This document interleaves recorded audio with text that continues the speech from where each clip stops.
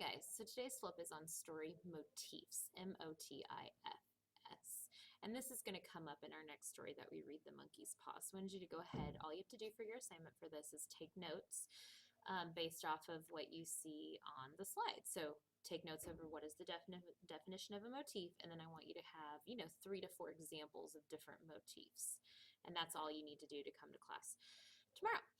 Okay, so if you look on the screen, what you see is basically the story you're about to read, or maybe have started at this point, is has a character that's offered 3 wishes and then pays a price for getting what he wants.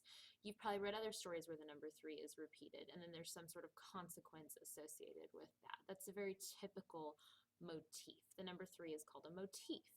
So 3 riddles, 3 choices, 3 tests of the hero.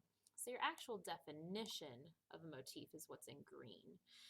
It's an element that recurs in stories from many cultures and many periods of history. So it tends to be an element where you can see over time, oh, okay, the number 3 shows up in this story, but yet in this other culture it also shows up here. There's many other examples of motifs as well. That's what we're going to look at on the next slide. So jot down 3 to 4 other examples besides the number 3. You should already have that as an example. So the use of magic and the supernatural is a common motif that we see recurring in lots of different stories. The idea of a metamorphosis, or this marvelous transformation, think Disney movies. They have tons of characters that always undergo these transformations in some form or fashion. An impossible task for the main character to overcome. Evil villains even are a motif.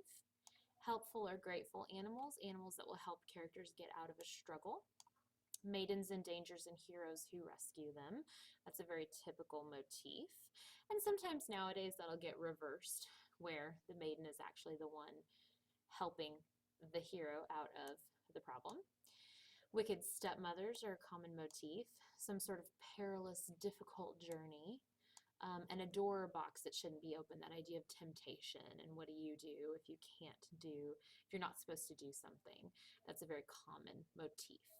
So all you have to do is have your notes written down of what a motif is, and then pick 3 to 4 of these other examples. That's all you have to bring to class tomorrow. Okay, thanks, bye.